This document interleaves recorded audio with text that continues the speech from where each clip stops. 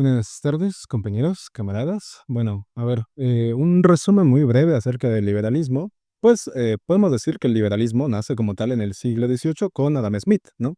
Hay un texto muy famoso que es El origen o la riqueza de las naciones, ¿no? Que justamente es un texto fundamental para entender todo el pensamiento liberal. Justamente Adam Smith, para resumir y sintetizar, pues vio los nacimientos o el nacimiento del capitalismo, ¿no? Es decir, el nacimiento del desarrollo de la industria, el establecimiento de la propiedad privada, una supuesta libertad de campesinos feudales que pasaban a trabajar en industrias, trabajar en maquinaria y un incremento absurdo de la productividad y un incremento absurdo de las riquezas. Ahora, el liberalismo se bifurcó en más vertientes. El liberalismo no es solo una corriente unívoca, sino existe el libertarianismo, el minarquismo, existe el anarcocapitalismo, existen diversas formas de cómo se articula conforme pasa el tiempo el liberalismo, ¿no? Justamente una distinción entre el neoliberalismo y el liberalismo que muchos liberales no quieren adjudicarse o se quejan de que se les denomina así, pues es justamente la transformación de las tesis principales de Adam Smith a las aplicaciones actuales del liberalismo como tal. Justamente ahí hay un cambio en los fundamentos del liberalismo que son muy simples,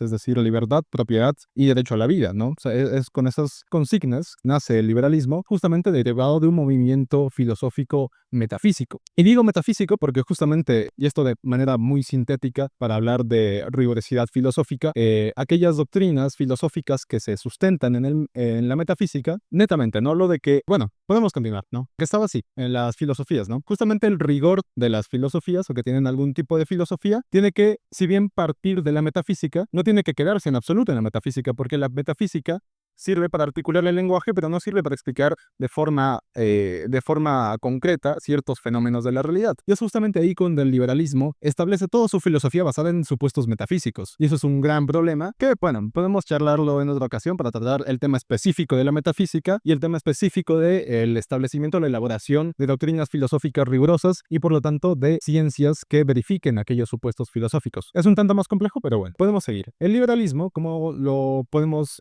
catalogar tal cual el día de hoy, pues ya no es el liberalismo de Adam Smith, es decir, ya no es el liberalismo que propondría ciertas facultades al Estado para que el Estado regule ciertas acciones humanas, ¿no? Que es justamente uno de los grandes supuestos de los liberales contemporáneos, que es decir, hay individuos versus un Estado, y el Estado es denominado como aquel monopolio de la fuerza coercitiva y muy aparte aquel monopolio de la fuerza legítima, ¿no? Porque en primer lugar, la legitimidad del Estado nace a través del consenso entre muchas comillas, porque no hay un consenso como tal, no es como que todos nos ponemos de acuerdo en decir que sí, que el Estado no reprima o que el Estado establezca leyes, sino es que es más implícito, es más cualitativa la cuestión. Pero bueno, conforme al liberalismo, pues eso, un breve repaso sobre la historia, actuales contemporáneos, en Bolivia específicamente, para hablar del movimiento libertario en Bolivia, ¿no? Pues tenemos políticos como Jaime Dun, Miguel Roca, tenemos a Antonio Saravia, ¿no? Que justamente mencionan muchísimos autores como Ludwig von Mises, por ejemplo, o Rothbard también, ¿no? O Hayek también, o Milton Friedman, ¿no? Algunos no, algunos escapan un poco de su doctrina porque, claro, y justamente eso voy a ir en un momento. Para hablar del movimiento libertario en Bolivia, hay que hablar del movimiento libertario global, porque no hay una separación del movimiento libertario que, por ejemplo, existe en Argentina,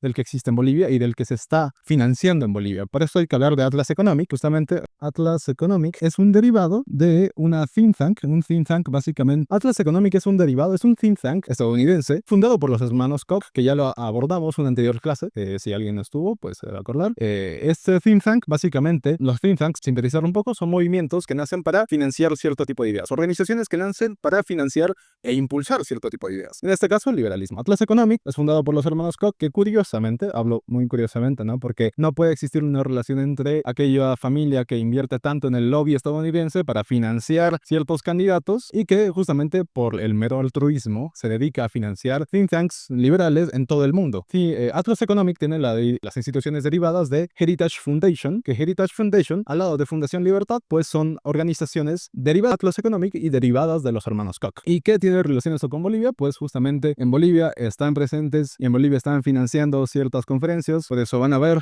justamente a los liberales hablar muchísimo de, bueno, agradeciendo a la Fundación Libertad, agradeciendo a Atlas Economic, y que bueno, este derivado no es para nada conspiranoico, es decir, los mismos datos están en la página de Fundación Libertad y en la página de Atlas Economic. Y bueno, justamente este movimiento liberal, libertario, global, no se desliga de Bolivia porque estos abiertamente mencionan que defienden la noción de encontrar intelectuales, captar intelectuales en ciertos lugares para expandir ciertas ideas a través de la financiación, ¿no? Lo cual históricamente siempre se ha hecho, al menos edad contemporánea, pero el problema con estas organizaciones son que permean los estudios científicos. Por ejemplo, muchos liberales te van a hablar del liberalismo y que van a atribuir al liberalismo como aquel movimiento que impulsa a los países a crecer, ¿no? Te dicen, los países con mayor libertad económica, los países con libre comercio son aquellos países que se desarrollan muchísimo más que otros países con menor libertad económica, es decir, con proteccionismo estatal, con intervención estatal. ¿Y cuáles son los fundamentos para que estos libertarios defiendan estas ideas? Pues son justamente la derivación de Atlas Economic en Fundación Libertad y en Heritage Foundation, que crea índices como los índices de libertad económica. Los índices de libertad económica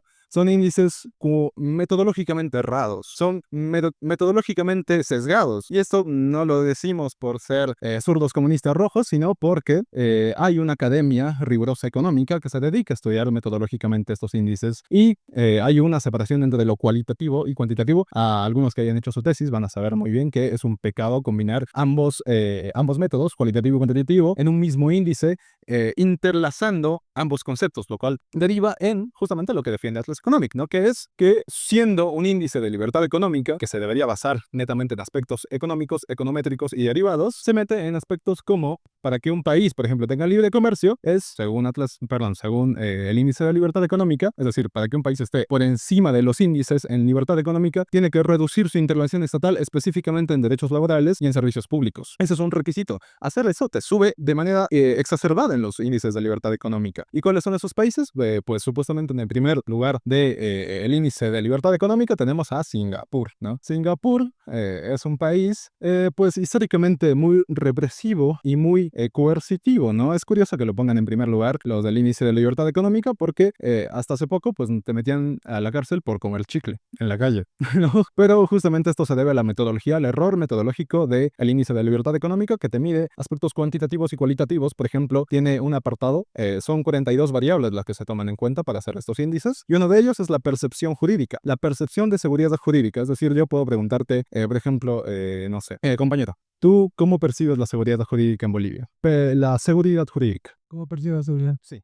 Bueno, sí, más o menos desde la perspectiva, o sea, de Moon, bueno, todo existe, bueno, es un poco deficiente, yo diría, en el sentido es un poco deficiente. La seguridad jurídica como delito, yo he escuchado mucho discurso de idea, si conocéis, ¿no? Porque yo vengo aquí en parte porque yo siento, digamos, que este movimiento liberal libertario está creciendo, precisamente en lo que vendría a ser, digamos, rango etario y de género, o sea, varones jóvenes, ¿no? Veo así muchos compañeros que se identifican justamente con este movimiento y que aquí apoyan a Jaime Dun y a Chi Yun-chung. Esos son los conocidos, Chi Yun-chung y Jaime Dun, justamente. Y en el medio exterior, y también y siempre hablan de seguridad jurídica, que el Estado boliviano no garantiza la seguridad jurídica, digamos, ¿no? Para que exista la inversión extranjera, para que, digamos, las divisas puedan entrar de manera más fluida, evidentemente. Y generalmente son los argumentos, más o menos, que tal vez van a desarrollar en una clase anterior, que escucha de tus compañeros. Y te lo digo porque es emergénix. Sí, yo pensaba que eso era, digamos, algo más propio de Santa Cruz o de Oriente, pero aquí en la tarde se le da, y curioso. Algunos intentan incluso llevar a su lado, digamos, a su ego, el indigenista, dando un toque, que claro que Weimar es un capitalista y lleva excedencia en el sector, ¿no? Y que se expande y poder la cosa. Y están, digamos, entrando por eso para, digamos, ridiculizar autodainaban, ¿no? Y para este tipo de movimiento, digamos, que se vaya al marxismo, y el marxismo indigenista, y para ellos no es antiindígena, o sea, existe un movimiento. Y también ese movimiento que se puede llevar por la seguridad política, también va por el movimiento de conservadurismo. La mano izquierda, había un movimiento INSE o MICTAN, ¿no? De varios muchachos, así que evidentemente ven en la ley 348 una amenaza, digamos. Tienen que en Bolivia no existe la igualdad de ley, sino que la mujer está por encima de un hombre, que una mujer puede destruirte la vida literalmente, someterte en la cárcel, digamos, con su solo testimonio, que se me existe la presunción de inocencia, y apoyan a los dichos, por ejemplo, de Chiung Chu, ¿no? Santamente. Y como de Jaime Dun ya te había comentado, si en lo económico, si es un movimiento, yo diría, emergente. Ahorita sí mi punto de inflexión, o que es lo que ocurrió en el pasado, Donald Trump y Javier Milei, o sea, desde el sur y desde el norte, tirando. Ven, digamos, que ese movimiento está surgiendo y evidentemente ya se puede decir que se sienten un poco avivados. Hablan de seguridad jurídica en unos aspectos, o sea, social y cultural, como he hecho con la 348, 045. Cuando vieron que mi ley, por ejemplo, ha acabado con el INADI, el Instituto Nacional Antidiscriminación en Argentina, ellos se sintieron como se llama, y lo entonado. Tenemos que hacer como mismo con la 045 o con la 348, digamos, ¿no? Y devolver los derechos a los hombres y todo. Y luego también con lo económico, ¿entiendes? Este es el símbolo o esta es es la prueba de que modelo boliviano sociocomunitario deportivo ha fracasado, digamos, ¿no? Y hay muchos youtubers peruanos, libertarios, tienen mucha influencia aquí. O sea, de Ale de Bolivia o que se llama Vigilante Sat o Kyber, son, digamos, inspiración de amante ser libertario de Perú, ¿no? O de cómo normalmente otro, Jorge Ugarte, un profesor de Guayas, como así dicen también, o de los argentinos, ya sabes, ¿no? Y Presto, Danán, que de Tipito Enojado, sí, todo es todo un entramado, excepto las niñas que evidentemente van a esos Tax, y algunos son ralianes y pero, o sea, ya son más antihumanistas, ya directamente todos reducen todo a la productividad económica. Sino, o sea, estos incluso argumentan de que la seguridad social es una especie de opresión, digamos, a individuos. Hablan de la seguridad jurídica en esos términos, o sea, no es seguridad jurídica, sino según el grupo que pertenece, y no es seguridad jurídica para la economía, para que se desarrolle, según el discurso. Y verá, eso es lo que he percibido, es lo que me motiva a venir aquí, exactamente. Sí. Muchas gracias por el aporte, es muy buenos temas. ¿Alguien más quiere opinar acerca del tema? Bueno.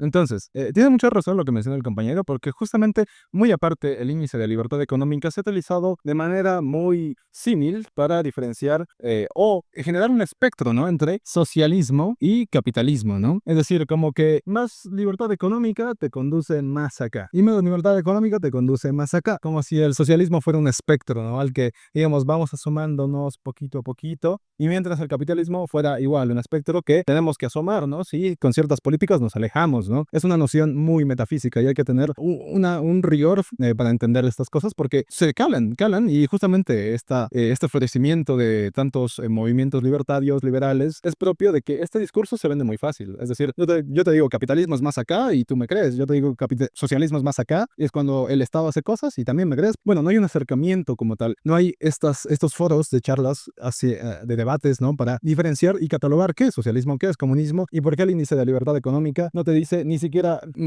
te plantea esto en realidad. Ni siquiera te dice el socialismo es cuando más interviene el Estado y tampoco te dice que el capitalismo es cuando menos interviene el Estado. Es decir, no, son nociones muy criticables y que muy aparte ningún liberal te va a decir qué es socialismo y qué es capitalismo con categorías económicas. Es decir, no te va a decir el capitalismo es cuando hay una propiedad privada y hay un derecho jurídico que defiende esa propiedad privada y muy aparte las relaciones de producción que podemos percibir nosotros día a día, mi condición de trabajador asalariado determina ciertas relaciones sociales y muy aparte te dicen que no, capitalismo es trabajo duro, ¿no? Capitalismo es tener la mentalidad acá, ¿no? Es decir, emprender, mentalidad de tiburón, ¿no? Pero bueno, eso nunca vas a verlo de un liberal porque su misma filosofía y su misma doctrina y muy aparte esta permeabilidad que tienen estas ideologías para calar en el discurso público son muy fáciles, son demasiado sencillas y justamente hay que cuestionarlas mínimamente y si ya quieres, pues rebatirlas porque en realidad es muy sencillo. Entonces, el índice de libertad económica, para sintetizar y darle el paso a mi compañero, pues cualitativamente no te dice que el capitalismo está más allá o acá y tampoco te dice que